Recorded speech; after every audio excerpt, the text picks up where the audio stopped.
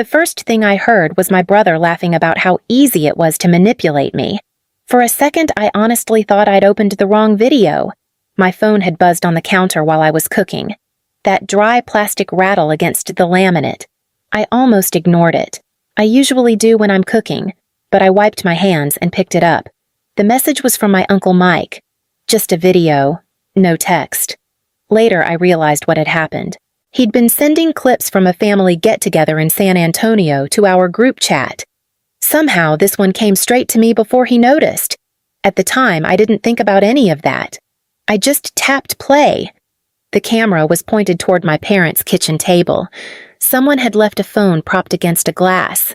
I could hear forks hitting plates, a soda can opening, then my mom's voice.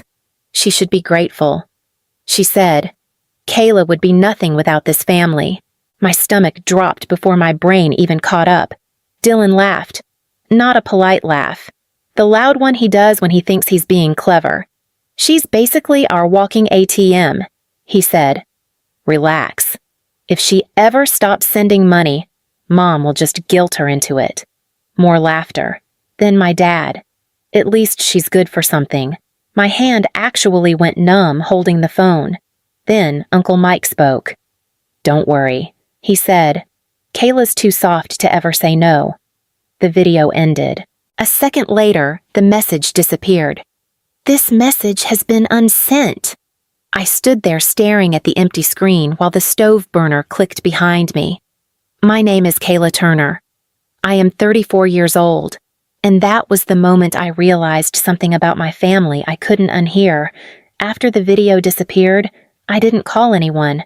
I just stood there in my kitchen while the stove burner kept clicking behind me. That dry gas smell hung in the air before I finally reached over and turned it off.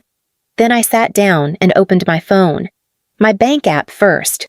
Transfers filled the screen. Month after month. I already knew what I'd see, but I kept scrolling anyway. 5 years of helping my parents stay afloat in San Antonio. My mom always had a reason. Sweetheart, rent's short again. Just until your father finds steady work.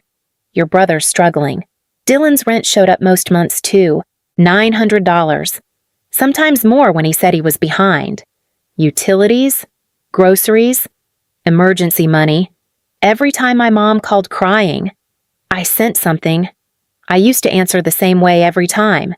Of course. No problem. I'll send it tonight. Looking back, I realized something uncomfortable. Nobody ever asked if I could afford it. They just assumed I would handle it.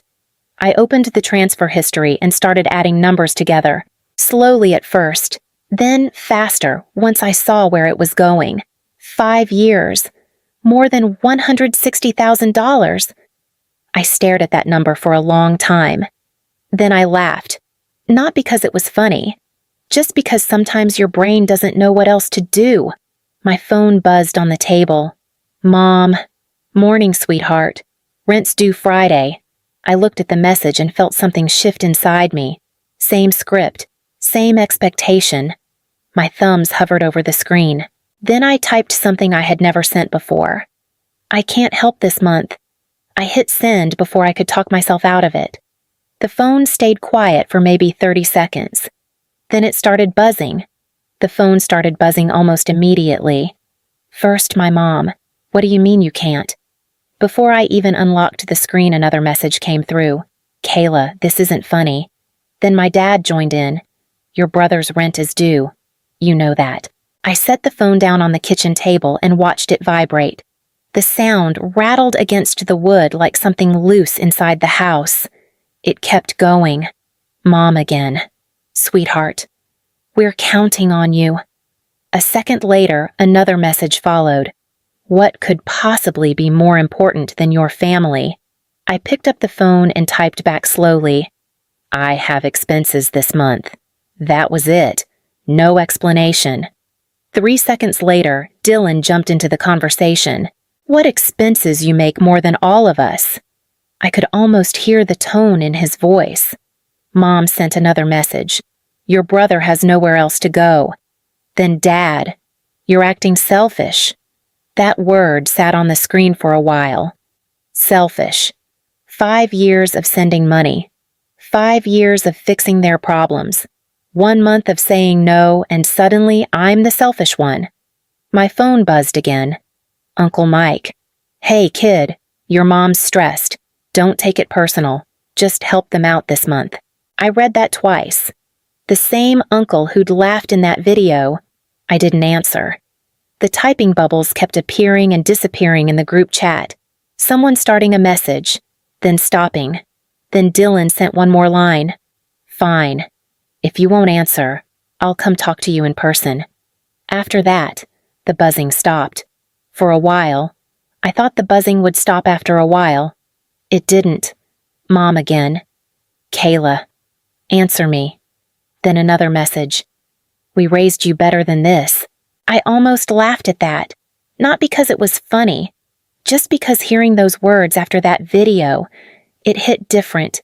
Dad jumped in next. This family needs you. Needs me. Funny how that word only shows up when money's involved. I typed back once. I told you.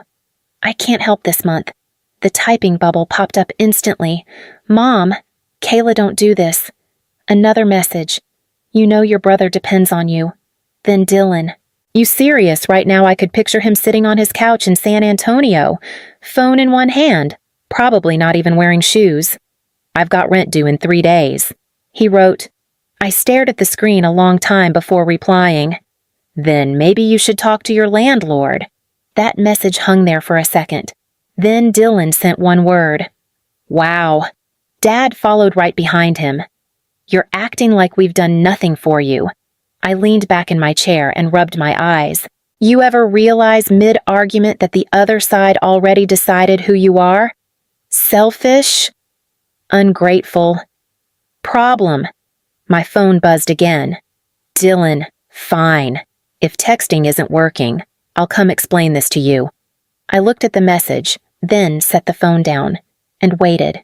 The silence didn't last very long. About 10 minutes after Dylan's last message, my phone started buzzing again. Mom, Kayla, please call me. Another message came right behind it. You're scaring me. That word used to work on me. Every time. I'd drop whatever I was doing and start fixing things. Not this time. The phone buzzed again. Dad, you're making a mistake. I stared at that message longer than I meant to. 5 years of sending money. And suddenly the mistake is saying no once. Then Uncle Mike jumped into the chat. Kid, your mom's really upset. Don't make this bigger than it has to be. I could still hear his voice from the video when I read it. The laugh. The way he said I'd never say no. I typed back before I could second guess it. I'm not making anything bigger. I just can't send money. 3 little dots appeared. Mom again. You don't understand how serious this is. Another message followed immediately. Your brother could lose his apartment. Then Dylan joined the conversation. Rent's $900. Kayla. That's nothing for you. Nothing. $900 every month for 5 years is nothing. I stood up and walked to the sink.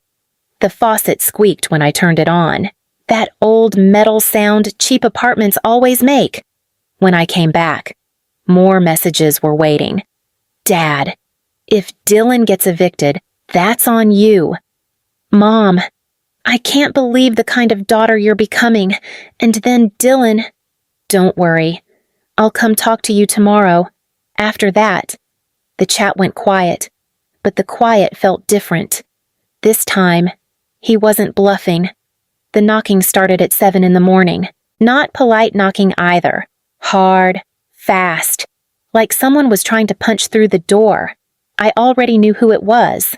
When I opened it, Dylan was standing in the hallway in wrinkled jeans and a gray hoodie. His eyes looked red, like he hadn't slept much. The hallway smelled faintly like old carpet cleaner. You serious right now? He said before I could speak. Morning to you too. Don't start that. He snapped. Mom's losing her mind. I leaned against the doorframe. That sounds exhausting. He stared at me like I'd just said something crazy. You blocked everyone, he said. Mom, Dad, even Uncle Mike. I blocked the yelling.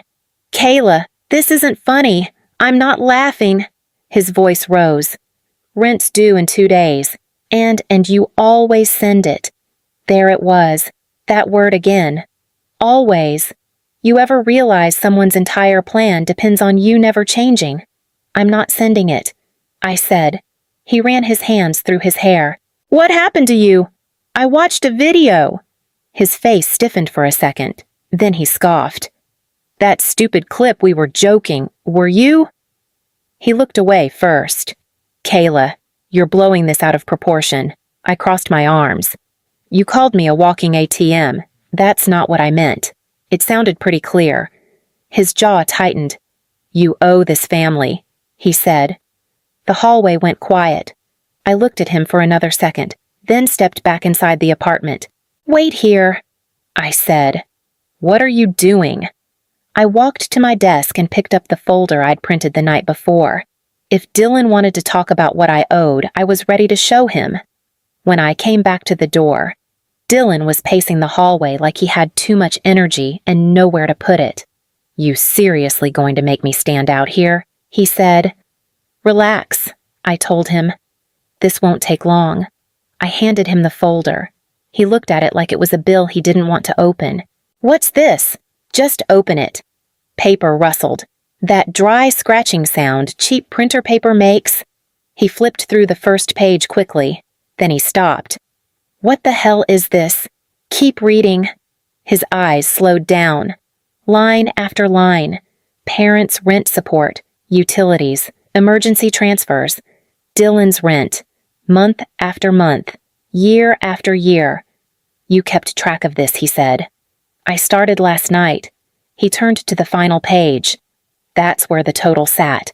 $160,000. The hallway went quiet. Somewhere down the corridor, an elevator hummed. He stared at the number for a long moment. Then he scoffed. You're being dramatic. Am I? You chose to send that money. I chose to help my family. He closed the folder halfway. You're acting like we robbed you. No, I said. You just expected it forever. His jaw tightened. So that's it. You're done now. You're just abandoning us. I'm stopping. That's the same thing. No, I said quietly. It isn't. He shoved the folder back toward me. Fine, he muttered. Be selfish. Selfish. That word again. I took the papers and slid them back into the folder. You know what's strange, I said. What? For 5 years, none of you ever asked if I could afford it. He didn't answer. He just stood there breathing hard. Then he shook his head. You'll regret this. Maybe he believed that. But when I closed the door between us, something felt different. For the first time in years, I didn't feel guilty at all. After Dylan left, the apartment felt strangely quiet. Not peaceful. Just empty. The fridge hummed in the corner like it always does when the room gets too silent. I sat at my kitchen table with the folder in front of me. $160,000. I'd stared at that number half the night while putting the list together. You ever add something up and suddenly realize the story you've been living isn't the same story everyone else thinks they're in? My phone buzzed again. Mom, did Dylan talk to you? Another message? He said you slammed the door in his face. Dad, right after. You owe this family an explanation. I didn't answer. Instead, I opened my laptop. New email. Recipients. Mom, Dad, Dylan, Uncle Mike. Subject line financial record. I attached the document from the folder. Every transfer. Every month. Every emergency. 5 years. Then I typed the only message I felt like sending.